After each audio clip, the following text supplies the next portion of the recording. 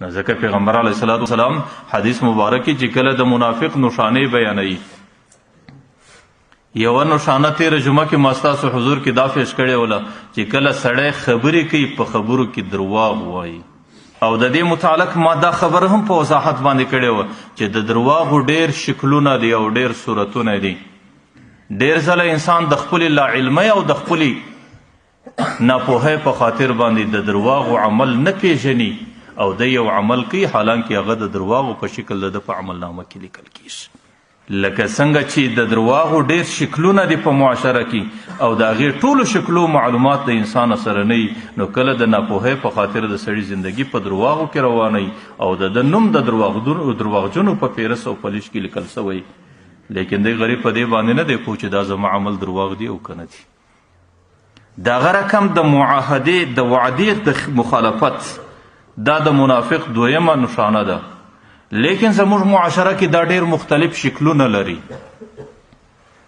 ډېر ځله سړی د وعدې د مخالفت په یو شکل کې رواني، د ده غریب د لاعلمۍ او د ناپوهۍ په خاطر په دې باندې نه پوهېږي چې دا د وعدې مخالفت دی، حالانکه دی په هغې عمل کې رواني چې د ده کومه عملنامه یې په هغې کې دی په وعده مخالفینو کې لیکل سوی او دا د منافقت علامه ده او نوم یې د منافقانو په پیرس کې لیکل سوی. ځکه دې باندې سر خلاصول.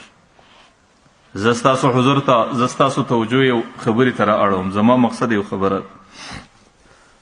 چې د هغې یو طرف ته عامو خلکو توجه نه وي. حضرت مفتی شفیع رحمه الله، الله تعالی دې د ده قبر د نوره ډک کړي، هغې دې طرف ته خلک متوجه کړي دي. هغې وایي ګوره د وعدې مخالفت کول دا د ژبې سره تعلق خامخا نه لري، چې سړی به په ژبه باندې د وعدې مخالفت چې په ژبه کومه وعده وسو د هغې به مخالفت نه کوي. کله د وعدې مخالفت د سړي د عمله سره کار لري. عملي وعده چې وکړي د هغې مخالفت هم د غومره ګناه لري لکه سړی چې زباني وعده وکړي. هغې د دې مثال لیکلی دی.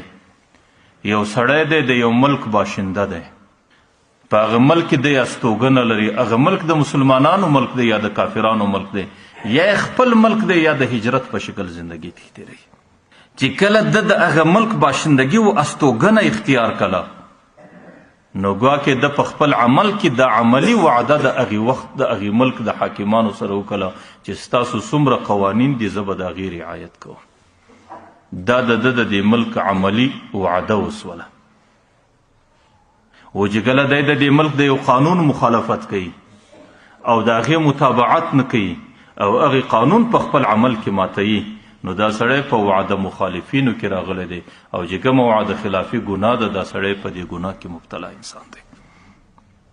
خو لیکن هغې یو شرط لیکلی دی چې په هغې کې دا شرط لیکلی دی چې دغه قانون د ملک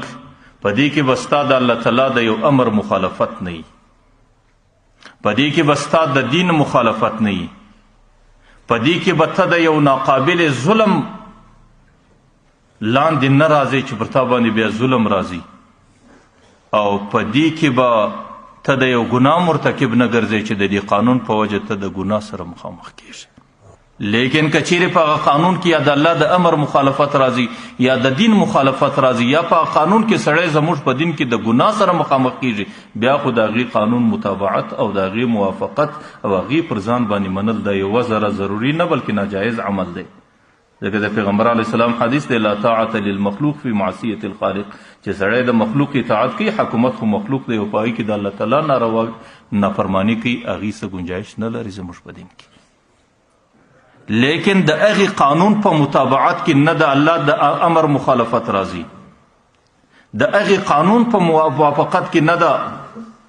دین مخالفت راځي، نه سړی په یو ګناه باندې اخته کیږي، نه سړی در یو ناقابل برداشت ظلم لاندې راځي، او عام ساده قانون دی چې په هغې کې د انسانانو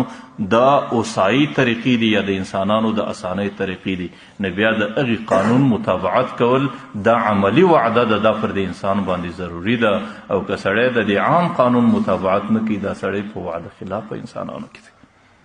مفتی شفیع رحمه الله د دې متعلق د قرآن څخه یو دلیل پیش کړی دی.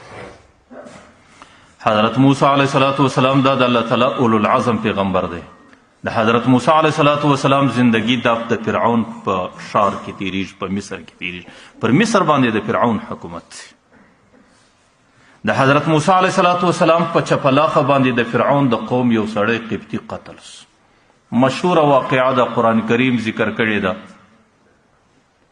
حضرت موسی علیه السلام د هغې واقعې د هغې قبطي پر قتل باندې بار بار استغفار غواړي او قرآن کریم کې چې حضرت موسی علیه السلام هغه واقعه ذکر کړي وایي لهم علی ذنب د دې خلکو پر ما باندې یو ګناه باندې ده چې ما د دوی په قوم کې یو ګناه کړی ده، یو جرم یې کړی دی، د هغې در جرم او در ګناه لاندې زه یم.